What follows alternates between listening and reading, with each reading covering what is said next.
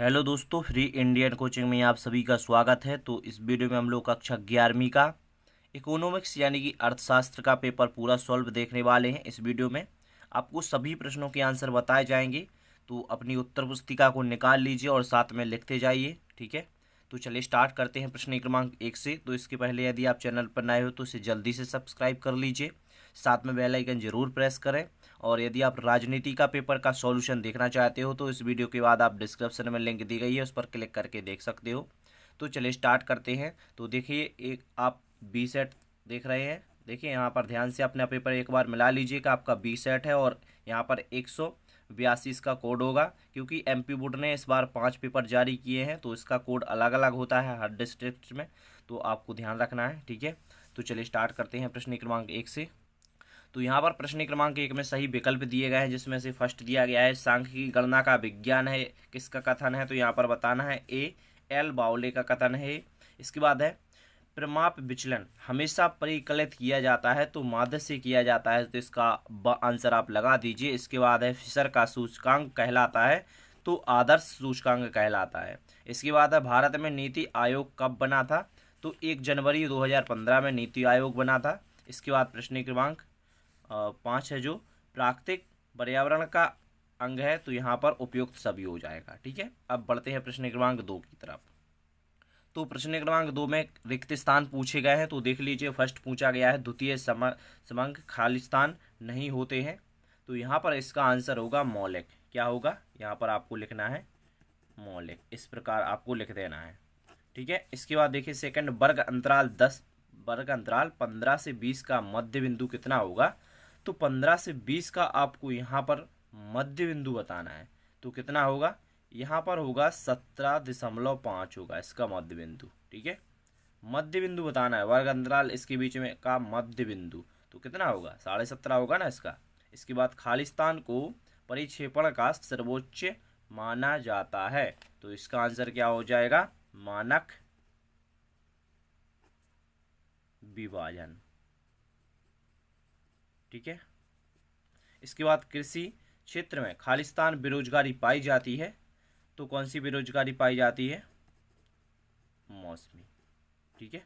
इसके बाद है सन 1970 के दशक के अंत में खालिस्तान देश में एक संतान नीति लागू की गई थी, तो चीन लिख सकते हो यहाँ पर, इसका आंसर चीन होगा, ठीक है। इसके बाद सही जोड़ी देख लेते हैं, प्रश्न क्रमांक 3 है। तो यहाँ पर फर्स्ट दिया गया है प्रकाशित आंकड़े, तो प्रकाशित आंकड़े, तो इसका आंसर क्या हो जाएगा, डी हो जाएगा, तो डी हो जाएगा इसका आंसर, देख लीजिए, ठीक है।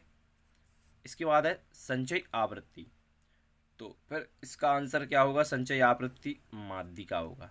इसके बाद है विश्व व्यापार संगठन, तो थर्ड नंबर का होगा आपका 1995, ठीक है। इसके बाद है NSSO, तो इसका क्या होगा, तो इसका हो जाएगा सी वाला, ठीक है।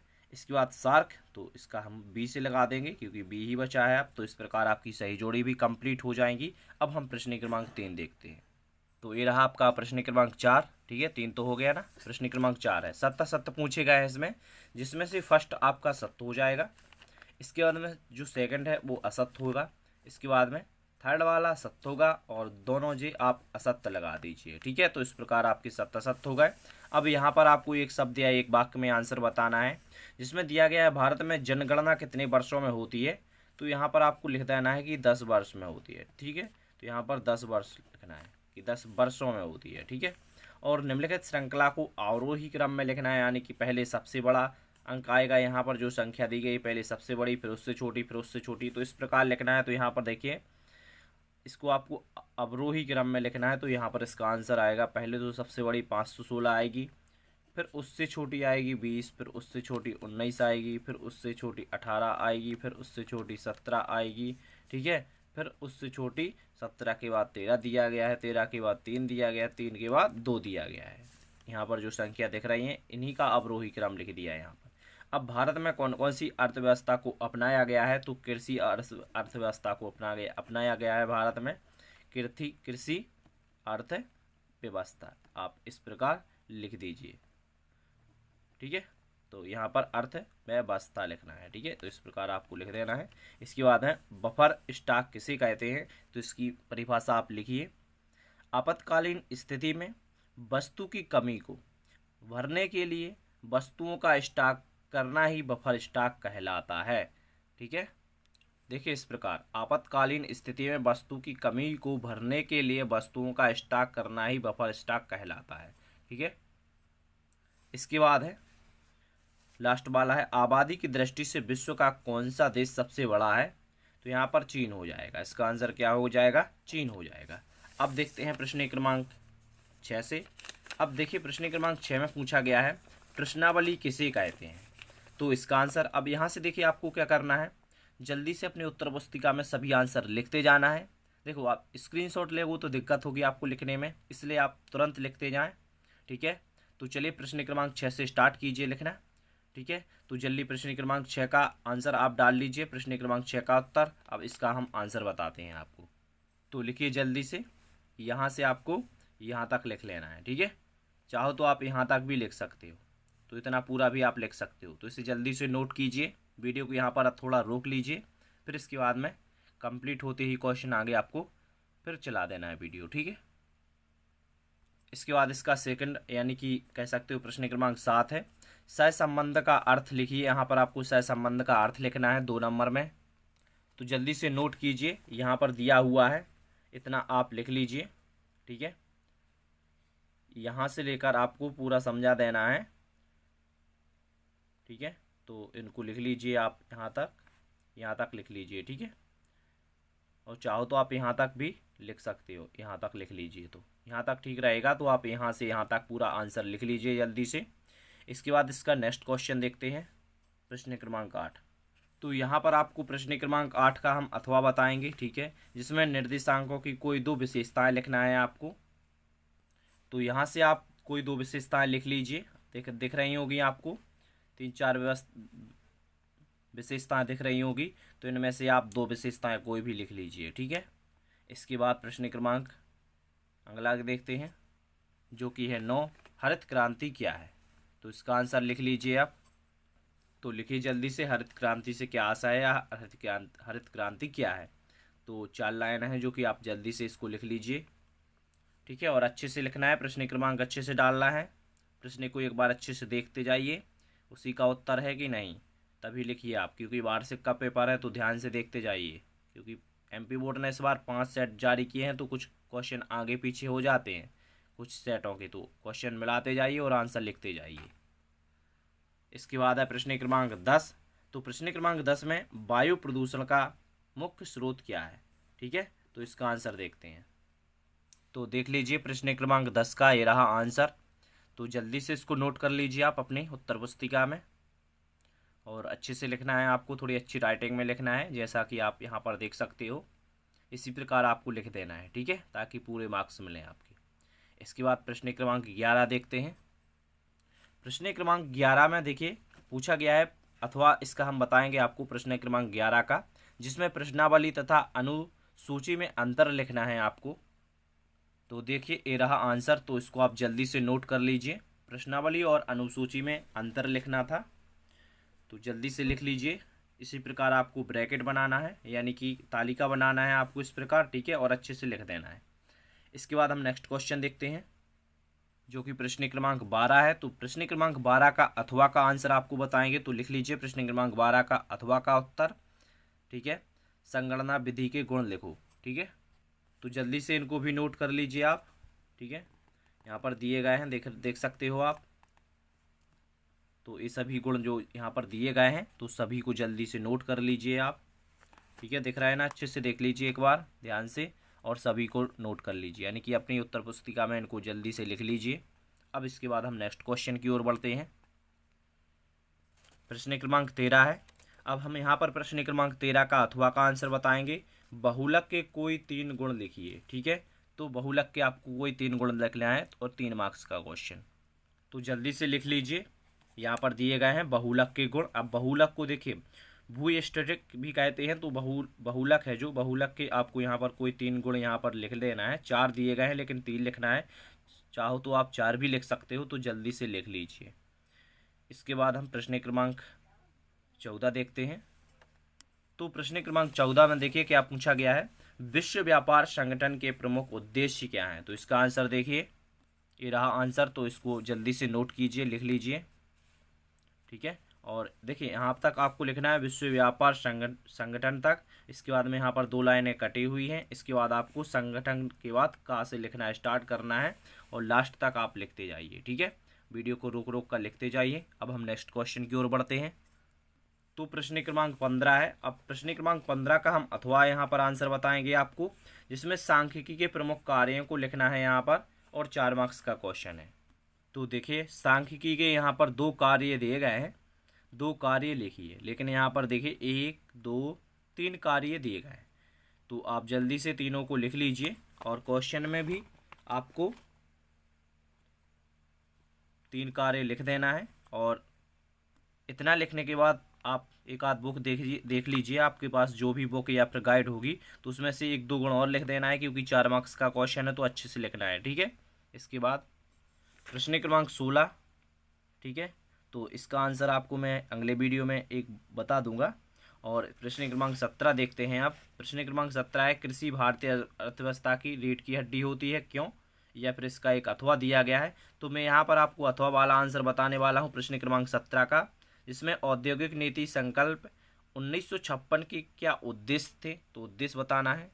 तो ये रहा प्रश्न क्रमांक 17 का अथवा का उत्तर। तो आप लिखना स्टार्ट कीजिए, और यहाँ पर आपको देखिए फ्री इंडियन कोचिंग दिख रहा होगा, तो ये वाटर मार्क है, ये नहीं लिखना है आपने उत्तर में, ये मत लिख लेना। ठीक है, ध्यान से। तो यहाँ पर आप औद्योगिक नीति संकल्प 1956 के क्या उद्देश्य थे लिखिए, इसके बाद में का नंबर का लिखिए, फिर खा नंबर का लिख लीजिए, ये बस मत लिख लेना है। ठीक है, चैनल का नाम डला हुआ है ताकि कोई स्क्रीनशॉट लेकर उसका यूज ना करे।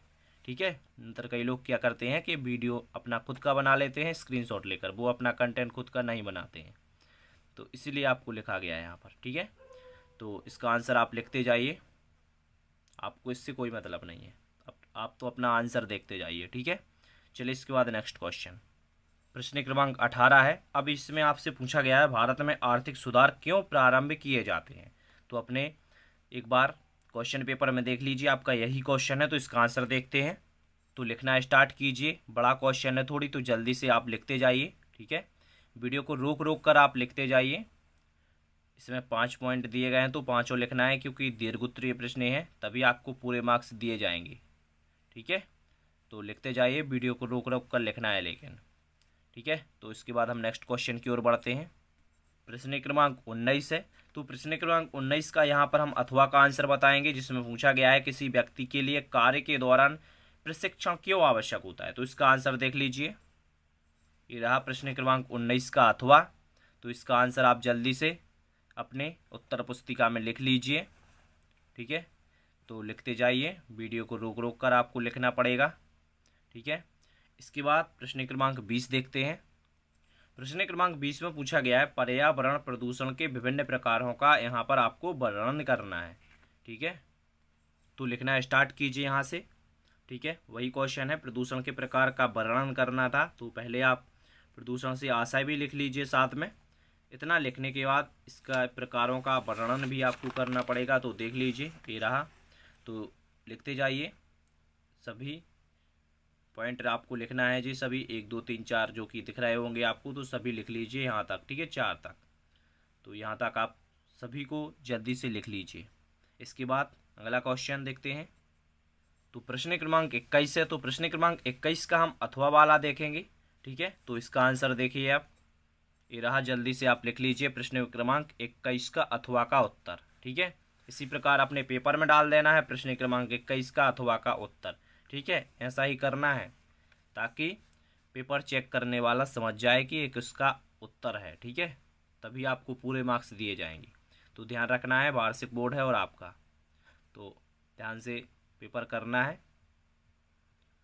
तो इसका आप स्क्रीनशॉट भी ले सकते हो या फिर आप लिख लीजिए। इसके बाद प्रश्न क्रमांक 22 है, जिसमें आपको बताना है दंड चित्र क्या होते हैं, कितने प्रकार के होते हैं। तो देखिए इसका उत्तर, प्रश्न क्रमांक 22 का उत्तर, तो जल्दी से लिखते जाइए। ठीक है, लंबा क्वेश्चन है ये भी थोड़ा, तो इसको आप जल्दी से इतना लिख लीजिए। इतना लिखने के बाद आपको यहाँ पर लिखना पड़ेगा पूरा। इसके बाद यहाँ से लिखते जाइए, तो यहाँ तक आपको पूरा लिख देना है। ठीक है, तो ये आपका कंप्लीट हुआ। इसके बाद में नेक्स्ट क्वेश्चन, तो प्रश्न क्रमांक 23 है। ठीक है, तो प्रश्न क्रमांक 18 और 23 दोनों न्यूमेरिकल क्वेश्चन है, जिसका सॉल्यूशन मैं नेक्स्ट वीडियो में आपको दे दूंगा। ठीक है, इसलिए आप चैनल को जल्दी से सब्सक्राइब कीजिए, साथ में बेल आइकन जरूर प्रेस कर लेना है ताकि इस वीडियो की नोटिफिकेशन आपके पास पहुंच सके।